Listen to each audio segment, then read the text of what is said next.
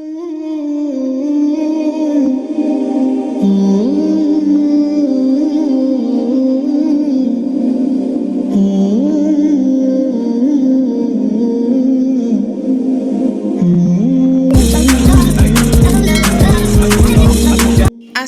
আলাইকুম এভরিওয়ান, সবাই কেমন আছো? আলহামদুলিল্লাহ, আল্লাহর দয়া এবং অশেষ রহমতে আমরা ভালো আছি। আশা করি আল্লাহ তোমাদেরকেও ভালো রেখেছেন এবং সুস্থ রেখেছেন।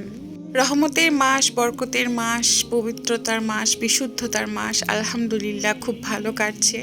আল্লাহ আমাদের উপরে এরকম রহমত আসলে শুধু রমজান মাসে না, সারা বছর রাখুক। যতদিন বেঁচে আছি ততদিন পর্যন্ত রাখুক আল্লাহর এই রহমতের ছায়ায়।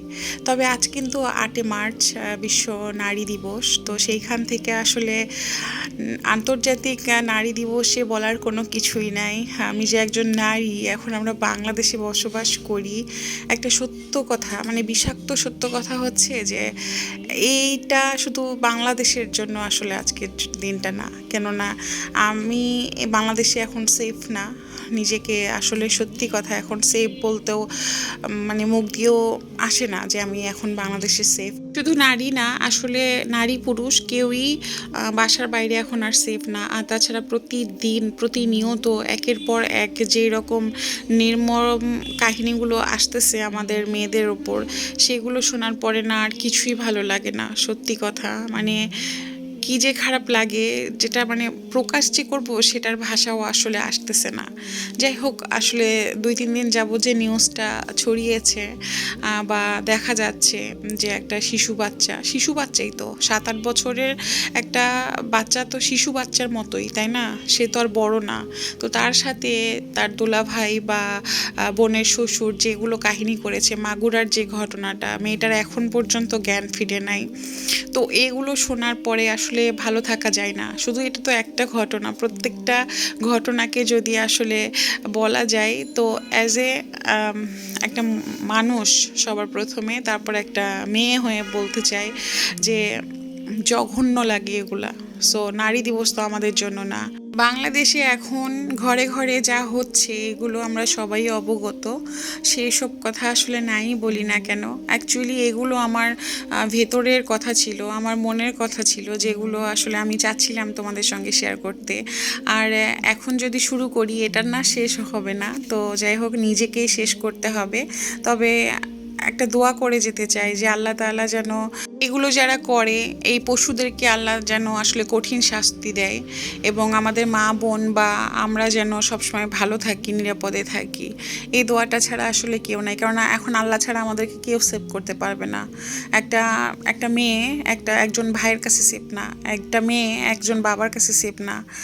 সে বাইরের মানুষের কাছে কিভাবে সেভ থাকবে? একটা বোনের হাজবেন্ড মানেই কিন্তু বড় ভাই, তাই না? ভাই, ভাই কাকে বলে? এগুলো দেখার পরে, জানার পরে আসলে কোনোভাবেই ভালো লাগে না। এই জন্য কিছুদিন ধরে না আমি কোনো রকম কোনো ভিডিও বানাইনি। তার উপরে রমজান মাস, তার উপরে ব্যস্ততার উপরে আছি সারাক্ষণ। কেন জানি কোনো কিছু ভিডিও করতে ভালো লাগে না, এরকম চলছিল। তার উপরে আমার ছোট ছেলে আবার অসুস্থ, একটু জ্বর যাচ্ছে, ঠান্ডা জ্বর। তো সব কিছু মিলিয়ে এত ব্যস্ততায় সময় কাটাচ্ছিলাম, তো ভাবলাম যে আজকে একটা ভিডিওটা ছেড়েই দেই। আর কিছু জিনিস আমি কিনে নিয়ে এসেছি, সেগুলো তোমাদের সঙ্গে শেয়ার করি। মাটির জিনিস কিন্তু পছন্দ করে না এমন খুব কম গৃহিণীরা আছে, তবে আমার কাছে খুবই ভালো লাগে। তো আমার আগে থেকে 2টা কাপ্রিস ছিল, আরও একটা নিয়েছি, তবে আরও একটা নিব। কেননা আমার 4টা পিস আর 4টা কাপ দরকার। কখনো ভাবিনি যে আসলে মাটির কাপেও এতটা যত্ন করে আমাকে রাখতে হবে। কেন বললাম যে আমার শাশুড়ি মা, আমার মা বা আমি, আমার হাজব্যান্ড, এই 4জনই কিন্তু আমরা বড়। আমার বাসায় যখন আমার শাশুড়ি মা বা আমার মা থাকে, তখন যখন আমরা চা খাই, তো মনে হয় যে মাটির 1টা কাপ বা 2টা কাপ থাকলে আসলে বেমানান দেখায়। তো সেই ক্ষেত্রে অ্যাকচুয়ালি এই কাপগুলো আমার হঠাৎ হঠাৎ করে একটা একটা করেই নেয়া, ওইভাবে একসঙ্গে নেয়া না। তো আরেকটা কিনবো। আর এটা হচ্ছে যে ভর্তা করার, এটা সবাই চেনো। এটা আসলে আমার কখনো প্রয়োজন হয় নাই বা মনে হয় নাই যে এটা আমাকে কখনো কিনতে হবে। বাট এইবার না, আমার মা রাজশাহী যাওয়ার পরে 3টা মাস মা থেকে এসেছে, তো সেই ক্ষেত্রে ভর্তাটা না খুব কম খাওয়া হয়েছে। তো ভাবলাম যে আসলে এটা একটা থাকলে মাছের যে ভর্তাগুলো বা বিশেষ করে হাত দিয়ে যেগুলো করা যায় না ইজিলি, সেগুলো এটার জন্য আসলে পারফেক্ট। আর তাছাড়া মনে করো যেগুলো হাত দিয়েও করা যায় সেগুলোও তুমি এখানে করতে পারবা। তো আমার মনে হয় কম বেশি সব আপুদের বাসায় এটা থাকে। তো আমিও নিয়ে নিলাম। আর মাটি যেহেতু পুরানোর ক্ষেত্রে একই ধরনের কালার বা একই ধরনের শেপ কখনোই আসবে না, দ্যাটস ওয়াই এটা একটু এরকম কালার। তো আঙ্কেলটাকে আমি বারবার বলছিলাম যে এমন কালার কেন।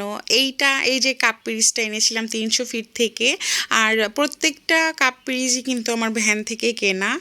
তো ভাবলাম যে তোমাদের সঙ্গেও শেয়ার করি। এই কাপগুলো বা এই জিনিসগুলো আমি কিনেছিলাম বেশ কিছুদিন আগে। এগুলো না প্যাকেট করে অবস্থায় ছিল, এই জন্য শেয়ার করা হয় নাই, এই জন্য আজকে শেয়ার করে ফেললাম। আর তাছাড়া মাটির কাপে কিন্তু মাঝে মধ্যে চা খেলে বেশ ভালো লাগে। এখন তো মনে হয় মাটির জিনিস, বেতের জিনিস এগুলো মানুষের কাছে এত জনপ্রিয় হয়ে উঠছে দিন দিন। মানুষ যেন আছে না যে সিরামিকের বা হচ্ছে যে অনেক এক্সপেন্সিভ যেগুলো তোমার হচ্ছে যে কুকারিজগুলো থাকে সেগুলোর চেয়ে এগুলোকে এখন অনেক বেশি প্রাধান্য দেয়। আর এগুলো কিন্তু আসলে একটা, আমরা অ্যাজ এ বাঙালি খুবই ভালো লাগে। আর মাঝে মধ্যে কিন্তু সত্যি মাটির প্লেটে খাওয়া বা মাটির কাপে চা খাওয়া বা মাটির বাটিতে করে খাবার পরিবেশন করা একটা ডাইনিং টেবিলে, তো সেক্ষেত্রে কিন্তু আমার মনে হয় না যে কোনো দিক থেকে সৌন্দর্য কোনো অংশে কম হয়, বরঞ্চ বেড়ে যায়।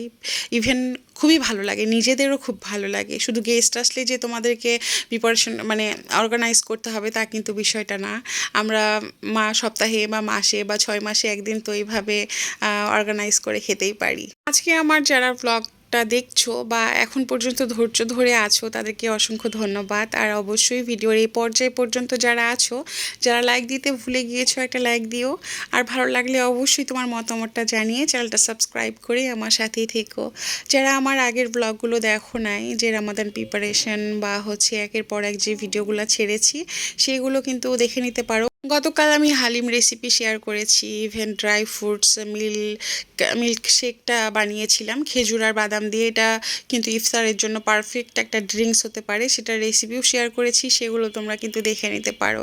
আর আমি জানি না আজকের ব্লগটা তোমাদের কেমন লেগেছে। আসলে প্রথমেই আমি আমার মনের কথা দিয়ে শুরু করেছিলাম, কেননা এগুলো না সত্যিই ভালো লাগে না। একটাবার তোমরা চোখ বন্ধ করে ভাবো যে এগুলো যদি আমাদের মেয়েদের সাথে হতো বা আমাদের সাথে হতো তখন কতটা খারাপ লাগতো।